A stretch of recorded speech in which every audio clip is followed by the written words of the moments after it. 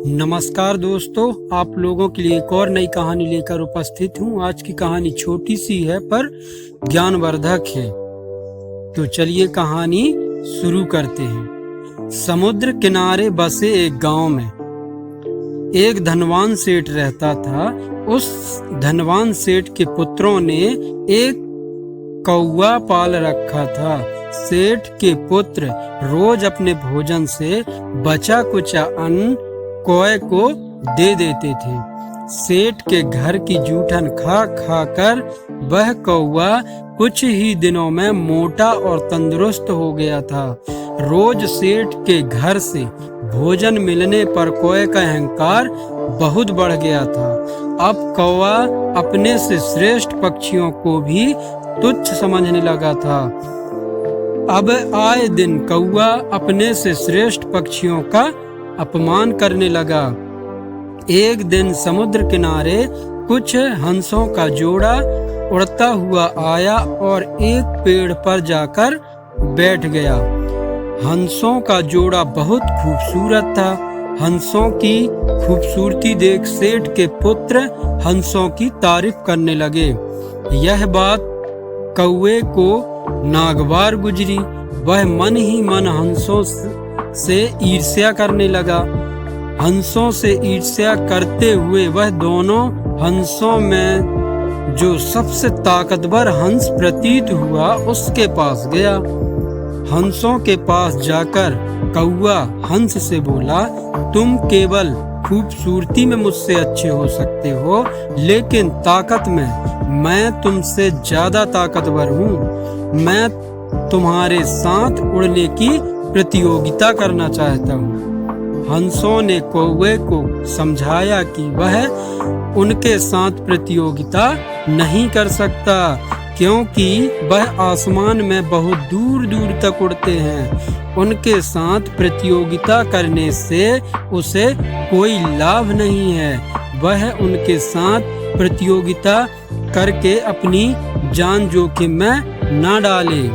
हंस की बात सुनकर कौवा गर्व से बोला, मैंने उड़ने की कई सारी कलाएं सीखी है। अपनी सीखी प्रत्येक कला में से लगभग 100 योजन ताल उड़ान भर सकता हूँ। तुम मेरी नहीं, अपनी चिंता करो। क्या तुम मेरी बराबरी कर पाओगे?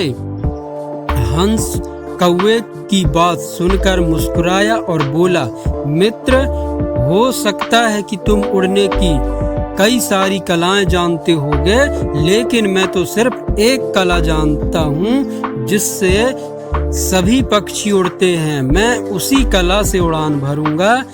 हंस की बात सुनकर कौवे का अभिमान और बढ़ गया। वह बोला, हंस, तुमने जीवन में उड़ने की ज्यादा कलाएं नहीं सीखी है, इसलिए मैं तुम्हें आसानी से हरा दूंगा।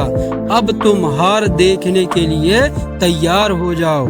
उनकी बातें सुनकर कई पक्षी इस प्रतियोगिता को देखने के लिए वहां जमा हो गए। सभी पक्षियों के सामने हंस और कौवा दोनों समुद्र की ओर उड़े। पक्षियों को देखकर कौवा कई तरह की कलाबाजियां दिखाता हुआ आसमान में उड़ने लगा और देखते ही देखते हंस से आगे निकल गया।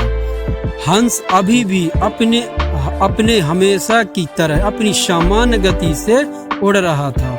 यह देखकर वहां उपस्थित कई सारे कौवे प्रसन्नता व्यक्त करने लगे। कुछ ही दूर में कौवे के पंख थकने लगे। वह विश्राम करने के लिए अपने आसपास पेड़ की डालियों को खोजने लगा, लेकिन विशाल समुद्र में वह काफी आगे निकल आया था। उसे अपने आसपास सिर्फ पानी ही पानी नजर आ रहा था। इतने समय में हंस उड़ता हुए कौवे से आगे निकल गया। कौवे की गति काफी धीमी हो गई थी। थकान के कारण अब उनके पंखों ने भी जवाब देना शुरू कर दिया था। अब कौवे पानी से के सबसे करीब उड़ने लगा। कौवे के पैर अब पानी में डूबने लगे थे। कौवे को डूबता देख हंस कौवे के करीब आया और बोला, मित्र, तुम्हारे पैर और पंख बार बार पानी में डूब रहे हैं। यह तुम्हारी कौन सी कला है? हंस की बात सुनकर कौआ बड़ी ही गिलानी के साथ बोला, मित्र मुझे माफ कर दो, हम कोई सिर्फ कांव कांव करना जानते हैं, हम भला इतनी ऊंची उड़ान कैसे भर सकते हैं? मुझे अपनी गलती का एहसास हो गया है। हे मित्र, मुझ पर दया करो, मैं डूबने वाला हूँ, कृपया कर मेरे प्राण बचा लो। जल में डूबते हुए अचेत कौवे को देखकर हंस को दया आ गई। उसने कौवे को अपने पैरों में पकड़कर समुद्र किनारे छोड़ दिया। दोस्तों, हमें इस कहानी से यह सीख मिलती है कि हमें अपनी ताकत पर घमंड नहीं करना चाहिए, सभी का सम्मान करना चाहिए। धन्यवाद।